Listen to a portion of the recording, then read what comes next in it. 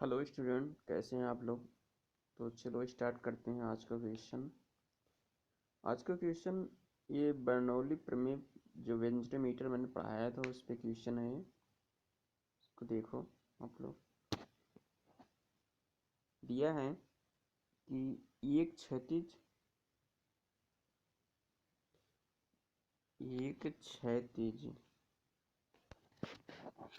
Venturi मापी जिसका प्रवेश व्यास तथा कंठ व्यास प्रवेश व्यास दिया हुआ है तथा कंठ व्यास दिया हुआ है।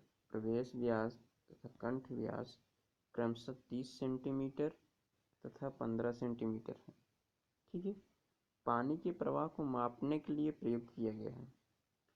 प्रवेश एवं कंठ से जुड़े भेददर्शी दाबमापी का पाठ्यांक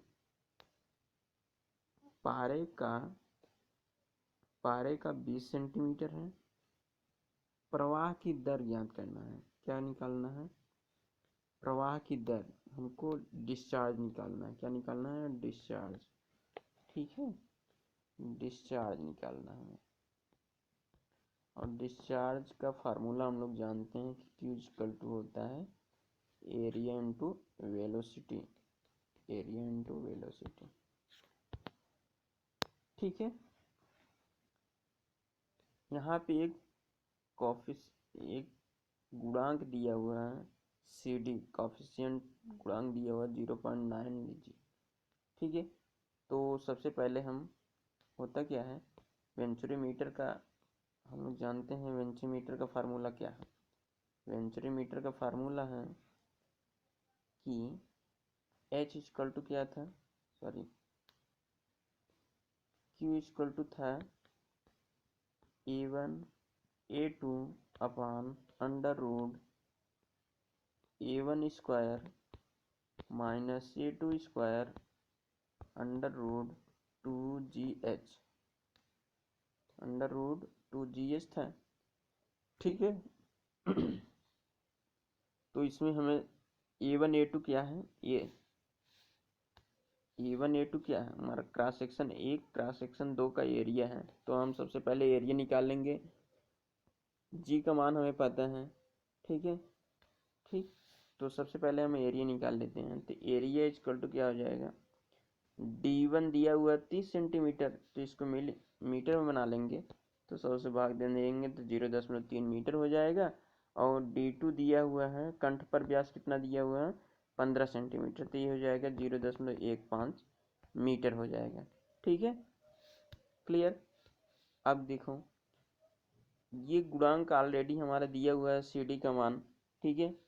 यहाँ पे पारा का वैल्यू दिया हुआ है। पारा का वैल्यू कितना दिया है, 0.2 मीटर दिया हुआ है। क्या मीटर दिया हुआ है, नहीं सेंटीमीटर में दिया हुआ है, तो मीटर में बनाया गया है। ठीक है। पारा का जो है, क्योंकि भेददर्शी है ना, ये जो है ऐसा दिया हुआ है, देखो ध्यान दो, ये हमारा जो है वेंचुरी मीटर है। ठीक, ये वेंचुरी मीटर है। फिर इसका जो है डाया चेंज हो जाता है ना, ये डाया चेंज हो गया, यहाँ से वेंचुरी मीटर है। ये जो है इसको क्या कहते हैं हम लोग, कंठ कहते हैं ना, जिसे इंग्लिश में थ्रोट कहते हैं। और ये क्या है, डाइवर्जेंस है, डाइवर्जेंस पाइप, जिसे अपसारी कहते हैं, अभिसारी कहते हैं ना, अभिसारी। ठीक है, अभिसारी पाइप। तो ये पहला यहाँ क्रॉस सेक्शन दिया हुआ 30 सेंटीमीटर दिया हुआ है, और इसको कितना दिया है, 15 सेंटीमीटर दिया हुआ है। ठीक है। तो चलो आगे चलते हैं। तो यहाँ पे D1 का ऑलरेडी दिया हुआ 30 सेंटीमीटर, तो 0.3 मीटर हो गया। तो हम लोग जानते हैं पाइप का एरिया कैसे निकालेंगे, π/4 इंटू डी स्क्वायर। ठीक है। तो D1 का स्क्वायर हो जाएगा, तो π/4 इंटू D1 का कितना हो जाएगा, 0.3 का स्क्वायर हो जाएगा। तो ये वैल्यू आ गया हमारा कितना, 0.7068 या 0.07068 वर्ग मीटर में आ गया। और d2 कितना आ जाएगा, d2 इक्वल टू क्या आ जाएगा, π/4 इंटू d2 का स्क्वायर। और d2 का वैल्यू कितना दिया हुआ, 15 सेंटीमीटर दिया था, तो 0.15 मीटर हो गया। तो हम क्या करेंगे, π/4 इंटू 0.15 का स्क्वायर कर देंगे। ठीक है, तो आ जाएगा हमारा वैल्यू कितना, 0.01767 वर्ग मीटर में आ गया। ठीक है, अब एक चीज देखे होंगे आप लोग कि जब हमने q का वैल्यू निकाला था, q इक्वल टू क्या था, a1 a2 under root a1 square minus a2 square under root 2gh था ना, था। तो यहाँ पे हमने क्या किया कि इतने को हमने अंडर रूट 2g तक, इसको हमने क्या कर लिया था, एक कांस्टेंट मान लिया था, एक कांस्टेंट, एक स्थिरांक मान लिया था, जिसको k से प्रेजेंट करते हैं ना। तो ये जो है यही चीज दिया है कि k का एक स्थिरांक वेंचुरीमीटर का स्थिरांक है। तो वेंचुरीमीटर का स्थिरांक क्या हुआ, a1 a2 under root 2g upon under root a1 square minus a2 square. ठीक है, तो चलो आगे बढ़ते हैं। अब इसको पुटअप करते हैं। ठीक है, पुटअप करते हैं, k का मान निकल जाएगा। तो हम क्या करेंगे, हम जानते हैं कि q इक्वल टू क्या होता है, CD k under root h। ठीक है, ये h कहाँ से आया, ये h तो यहीं से आया ना, कि q इक्वल टू क्या था, a1 a2 upon under root a1 square minus a2 square under root 2gh था। ठीक है, तो ये वैल्यू हमारा क्या हो गया, k हो गया इतना, ये कांस्टेंट k हुआ, तो k इक्वल टू क्या आ जाएगा, k अंडर रूट h आ जाएगा ना। ठीक है, ठीक, तो CD एक कोफिशिएंट दिया हुआ है, तो हम कोफिशिएंट को भी इसमें पुटअप करेंगे। तो हम पुटअप करें पहले वैल्यू a1 a2 का, a1 a2 है under root a1 square minus के a2 स्क्वायर, ये वैल्यू है अंडर रूट 2g, जी का मान 9.81 रखा हो गया। ठीक है, तो ये वैल्यू हमारा निकल के आ गया कितना, ये वैल्यू हमारा निकल के आ गया 0.08085। ठीक है, कितना आ गया, 0.08085 आ गया। अब ध्यान दो, वेरी इंपॉर्टेंट, एच का वैल्यू हमें फाइंड करना है। देखो हमको निकालना क्या है, सी डी का वैल्यू निकालना ना। ठीक है, तो देखो यहाँ पे एच इक्वल टू क्या था, H equal to X S minus 1 था।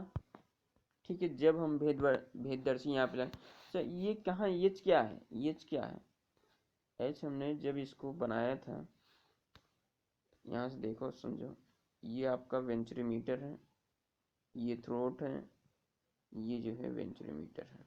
ठीक है, सॉरी, ठीक, ये वेंचुरीमीटर है, ये थ्रोट है।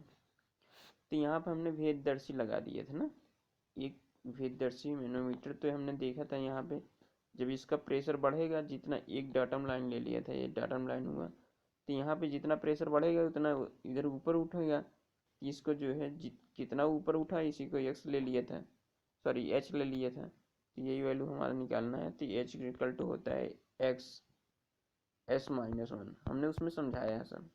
ठीक है, पीछे का फिगर देख लेना। तो इसका एच का वैल्यू हमारा कितना है, 20 है, कितना है, 20। ये जो है एस क्या है, ये जो है पारा है, पारे का डेंसिटी है। तो इसका 13.16 होता है, 13.6 होता है, सॉरी 13.6 होता है, 20 गुणे 13.6 हो जाएगा। ठीक है, 13.6 माइनस 1 कर देंगे। ठीक है, तो ये जो है एच का वैल्यू आ जाएगा। एच का वैल्यू कितना आ गया, एच का वैल्यू हम यहाँ से फाइंड कर लेते हैं। एच का वैल्यू आ गया 2.0 252 मीटर आ गया। सेंटीमीटर में लेंगे तो 252 सेंटीमीटर आ गया। इसका यदि हम मीटर में बना लें तो ये जाएगा 2.52 मीटर हो गया। क्लियर। अब चलो आगे चलते हैं।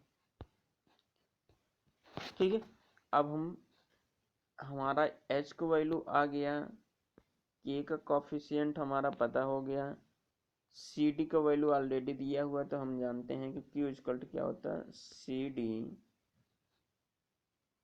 q इक्वल टू क्या होता है, q इक्वल टू होता है डिस्चार्ज इक्वल टू होता है cd k under root h। तो k का वैल्यू हमें पता है, h का वैल्यू पता हो गया, cd का ऑलरेडी दिया ही था, तो q इक्वल टू क्या हो जाएगा, cd का वैल्यू कितना दिया है, cd का वैल्यू कितना दिया था, 0.98 दिया था क्या। ठीक है, k का वैल्यू कितना आया है, 0.08085। देखो फिर से, cd का वैल्यू 0.98 दिया हुआ है, k का वैल्यू कितना आया था, k का वैल्यू हमने निकाला था तो 0.8085 आया है। ठीक है, 85 आया हुआ है, और अंडर रूट h का मान कितना निकाले अभी, 2.52 आया ना मीटर।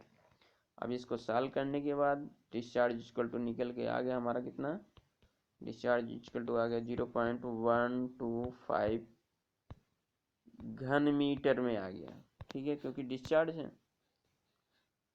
ठीक, कितना आ गया, 0.12577 घन मीटर प्रति सेकेंड। ठीक है, तो डिस्चार्ज का वैल्यू समझ में आया। इसका यूनिट क्या है, घन मीटर प्रति सेकेंड। आया कैसे ये, हम जानते हैं कि डिस्चार्ज इक्वल टू क्या होता है, quantity of fluid per unit time, quantity of fluid per unit time, quantity of fluid per unit time. तो क्वांटिटी हम क्या लिखेंगे, वॉल्यूम लेंगे ना, वॉल्यूम लेंगे क्यों, तो देखो ध्यान दो, ये पाइप से जब डिस्चार्ज होता है, पाइप से डिस्चार्ज हो रहा है तो पाइप का हम वॉल्यूम लेंगे, इसका आयतन ले लेंगे, हम किसी क्रॉस सेक्शन मान लेंगे और उसका आयतन लेंगे तो कितने पानी ये बाहर निकल रहा है, तो इसके लिए हम इसका आयतन ले लेंगे, इसी को पूरा भर के तो पानी बाहर निकल रहा है, तो हम इसका वॉल्यूम ले लेंगे, तो हो जाएगा वॉल्यूम अपॉन टाइम। तो वॉल्यूम का हम जानते हैं घन मीटर होता है, अपॉन टाइम का सेकंड हो जाएगा, तो यही तो आया है, घन मीटर प्रति सेकंड। ठीक, समझ में आया क्या, ठीक है, तो ये आपका आंसर आ गया। आई थिंक आपको समझ में आया होगा। ठीक है, आप लोग को समझ में आया होगा। यदि कोई प्रॉब्लम हो तो हमारे व्हाट्सएप नंबर पर व्हाट्सएप करिए। Okay, thank you.